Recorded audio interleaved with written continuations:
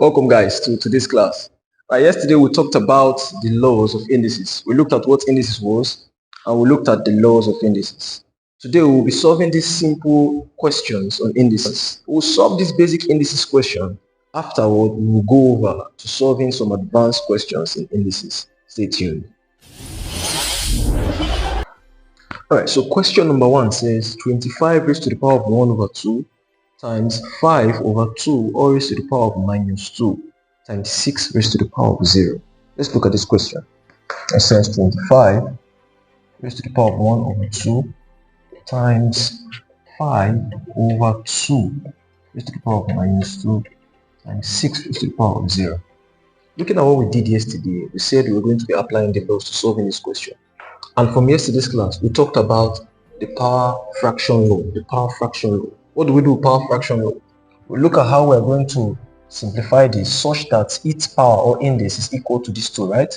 And 25 is equals to 5 times 5, which is 5 raised to the power of what?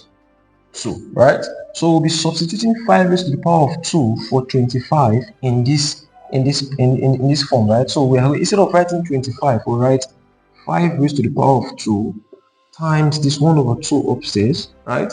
We have times this, and we said something yesterday that regarding to this law, we have this small minus here. What do we do? In order to remove this minus, we invert.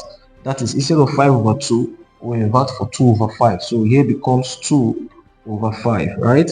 All raised to the power of 2. That 2 has gone now. Times, and from the third law or the fourth law of indices, we said anything raised to the power of 0 is what? Is unity. And what is unity? Is 1. Right?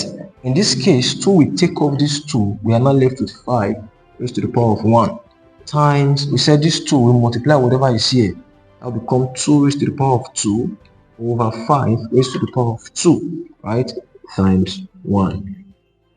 What else can we do? Let's see how we can simplify this further. With this we have 5 times 4, 2 raised to the power of 2 is 2 times 2, which is 4, over 25 times 1.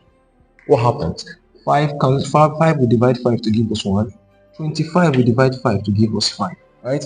There's nothing we can multiply here. So from here we have 1 times 4 times 1 is 4, right?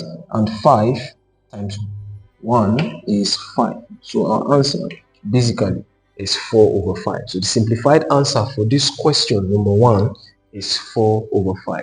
Let's look at the next video and how to solve the second question. Thank you. Premium Hill Academy.